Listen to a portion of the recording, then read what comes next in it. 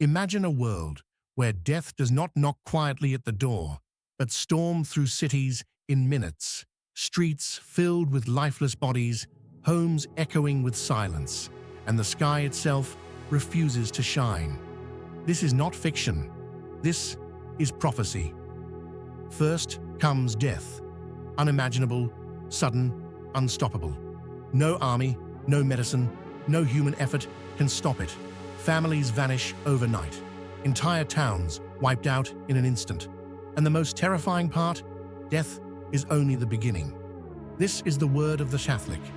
And today, we explore a prophecy so chilling it shakes the very foundations of faith. A prophecy that speaks of the great darkness, an event that will follow the wave of death, leaving the world in a state no one can comprehend.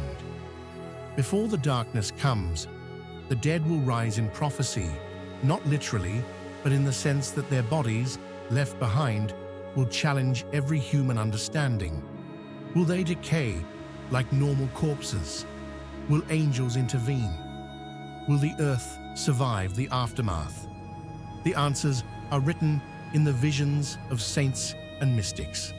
Have you ever wondered what it feels like to stand among thousands of lifeless bodies, knowing that something far greater, far more terrifying, is about to descend upon the world? Part 1. Massive death before the darkness.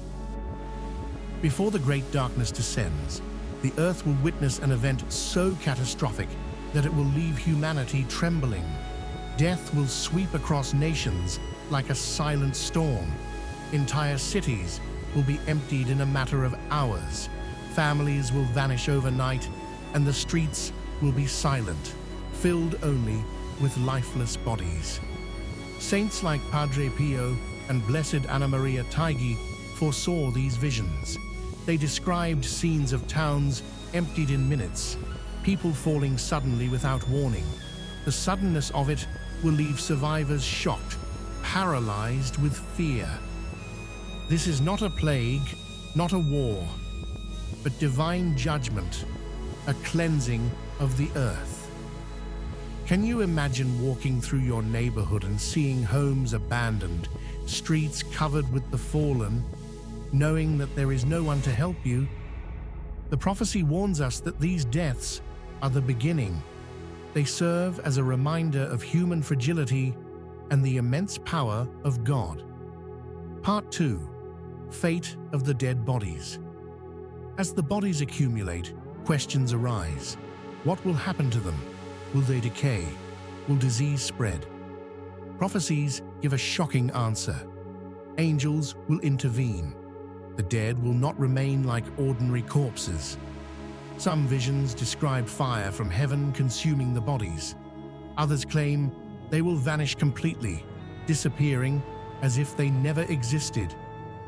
This divine cleansing is necessary to prevent corruption and disease. It is a sign of God's ultimate control, even over death. Imagine standing among thousands of dead bodies, only to watch them vanish before your eyes. Miracle, divine judgment, the mystics say both. The message is clear. Death is not random. It is under God's command, a warning and a lesson for the living. Part 3. Arrival of the Great Darkness. Once the wave of death has passed, the world will descend into darkness, complete, terrifying darkness. The sun, moon, and stars will vanish. For 3 long days, the earth will be shrouded in shadows. During these days, demonic forces will roam freely. The saints warn that anyone who steps outside or even opens a window will be struck dead instantly. Ordinary light sources, electricity, lamps, candles will fail. Only blessed candles will offer protection, guiding the faithful through the darkness. Imagine a world where even the sun refuses to shine. Every shadow becomes a nightmare, every sound a warning. Would you have the courage to stay inside and trust in God's mercy? This darkness is more than absence of light. It is a test of faith, a purification of the earth, and a battle between good and evil. Part 4. Cleansing and rebirth of the earth. After the darkness finally ends, light will return. But the world will not be as it was before. The earth will have been cleansed. The wicked will have vanished. Survivors will witness a world reborn, silent and purified, where evil has been removed and life renewed. Angels will have removed the bodies of the dead. Cities will be empty, but the faithful will find themselves standing in awe, witnessing divine mercy and the power of God's judgment. Can you imagine witnessing a world rebuilt from ashes, a world free from corruption, free from evil?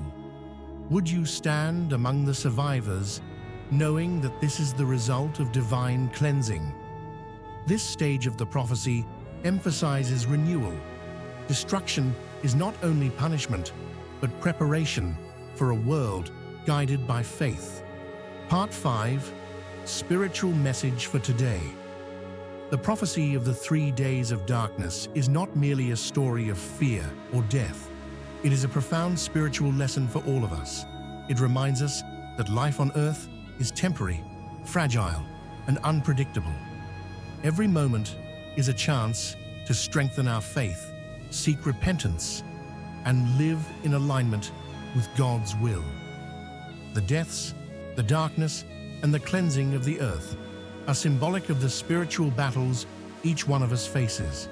In a world filled with sin, temptation, and moral decay, the prophecy serves as a warning. Prepare your soul before the ultimate tests arrive. Pray daily, forgive others, and remain steadfast in faith, because survival in these times will not be measured by strength, wealth, or knowledge, but by devotion and spiritual readiness.